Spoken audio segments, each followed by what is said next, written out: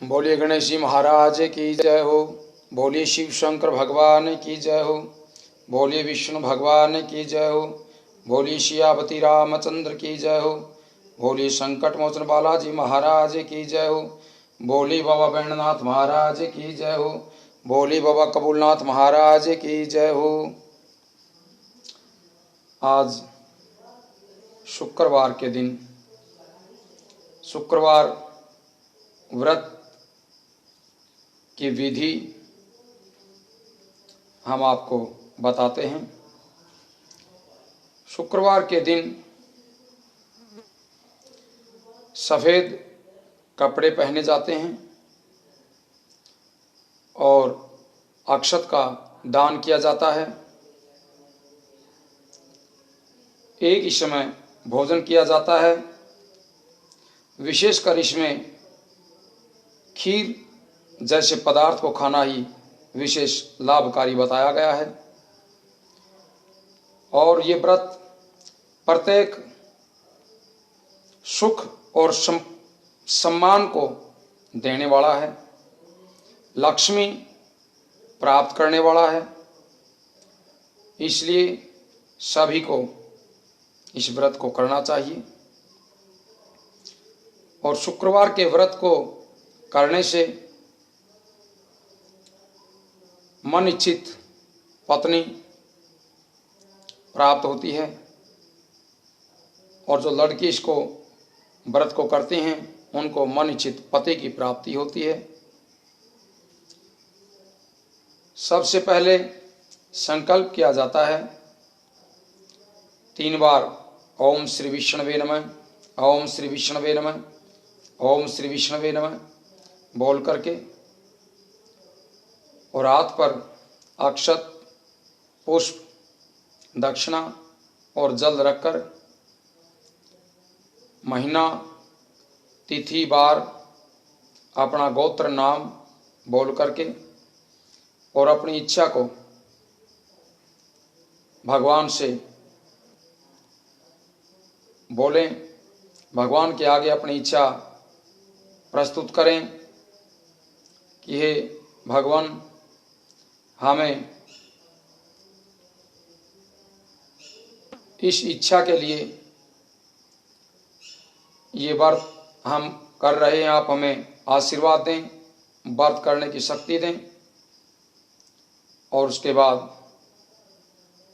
शुक्रवार व्रत की कथा प्रारंभ करें। सभी से प्रार्थना है कि इस चैनल को सब्सक्राइब करें और शेयर भी करें। बोलिए शुक्रवार महाराज की जय हो। प्राचीन समय की बात है, एक नगर में 3 युवक रहते थे। तीनों में घनिष्ठ मित्रता थी। उनमें से एक राजकुमार और ब्राह्मण का विवाह हो चुका था, लेकिन सेठ कुमार का विवाह ही हुआ था, गौना नहीं हुआ था। एक दिन तीनों मित्र इधर उधर की बात कर रहे थे, तभी पत्नियों की आपस में चर्चा छेड़ दी गई। राजकुमार और ब्राह्मण कुमार ने पत्नियों की प्रशंसा करते हुए सेठ कुमार से कहा कि पत्नीहीन घर भूत का डेरा होता है।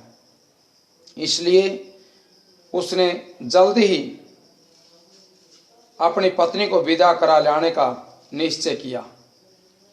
इस निश्चय के साथ सेठ पुत्र अपने घर गया। उसने अपने माता पिता को अपना निश्चय बताया।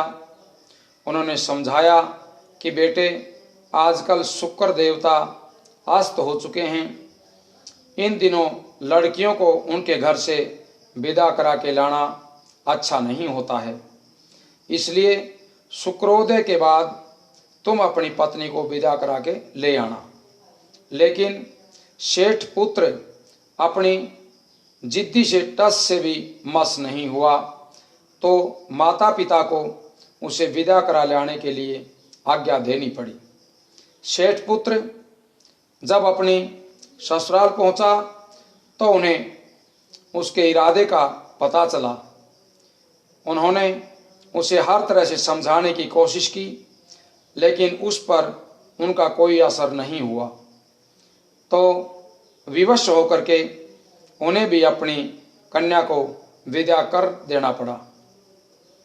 ससुराल से विदा होकर के पति पत्नी नगर से बाहर निकले ही थे कि उनकी गाड़ी का एक पहिया टूट गया और एक बैल भी एक टांग से बेकार हो गया। पत्नी के भी काफ़ी चोटें आई, मगर सेठ पुत्र ने इस पर अपनी यात्रा जारी रखी। बीच रास्ते में उनके भेंट डाकुओं से हो गई। वे पत्नी का सारा जेवर कपड़ा लेकर 9-11 हो गए। किसी प्रकार जब सेठ पुत्र अपने घर पहुंचा तो एक सांप ने उसे काट लिया और वह मूर्छित होकर के धरती पर गिर पड़ा। पिता ने वैद्यों को बुलाया। उन्होंने रोग परीक्षा करने के बाद घोषित कर दिया कि सेठ पुत्र 3 दिन के अंदर ही अंदर मर जाएगा। पत्नी ने सुना तो रोने लगी।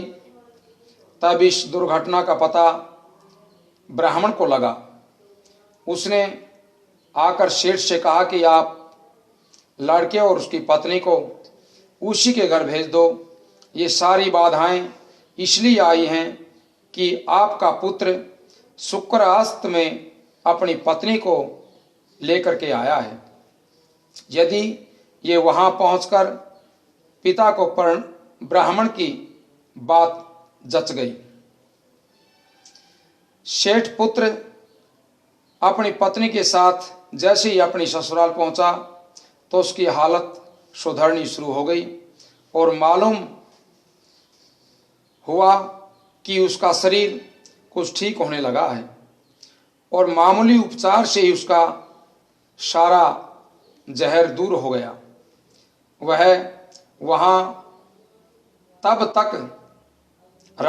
तक ठीक रहा और शुक्रोदय हो गया। शुक्रोदय के पश्चात वह अपनी पत्नी के साथ आनंद से अपने घर लौट आया और बहुत लंबी आयु प्राप्त करके संसार के सुख भोगता रहा। हाँ, अपने घर आने के बाद उसने एक लंबे समय से शुक्रवार के दिन व्रत करने का निश्चय किया और पूरी श्रद्धा और भक्ति के साथ उन्होंने शुक्रवार के व्रत किए। ये इन्हीं व्रतों का प्रताप था कि उसका शेष जीवन सुख सुविधा और आनंद के साथ बीत गया। बोलिए शुक्रदेव महाराज की जय हो।